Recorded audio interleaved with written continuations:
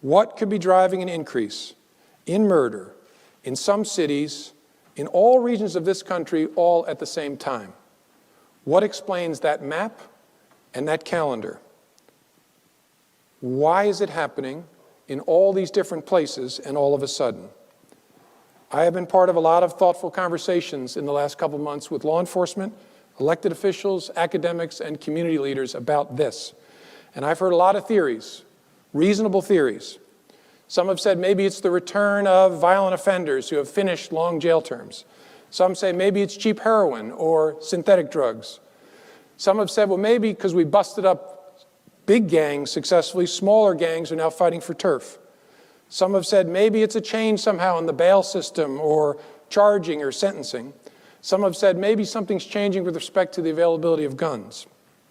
And these are all useful suggestions. But to my mind, none of them explain both the map and the calendar in places all over the country, all in the first 10 months of this year. I've also heard another explanation in conversations all over the country. And nobody says this on the record. Nobody says this in public. But police and elected officials are quietly saying to themselves, and they've said it to me, and I'm going to say it to you. It's the one explanation that, to my mind, explains the calendar and the map that makes the most sense. Maybe something in policing has changed. In today's YouTube world, are officers reluctant to get out of their cars and do the work that controls violent crime? Are officers answering 911 calls, but avoiding the informal contact that keeps bad guys from standing around, especially with guns? I spoke to officers privately in one big city precinct who described being surrounded by young people with mobile phones held high, taunting them when they get out of their cars. They said to me, "We feel under siege and we don't feel much like getting out of our cars."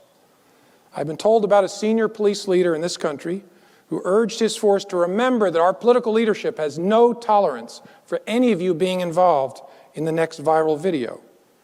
And so the suggestion, the question that's been asked of me is, are these kinds of things changing police behavior all over the country?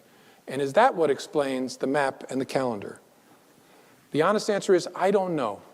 And I don't know that that explains it entirely. But I do have a strong sense that some part of the explanation is a chill wind that has blown through law enforcement over the last year. And that wind is surely changing behavior.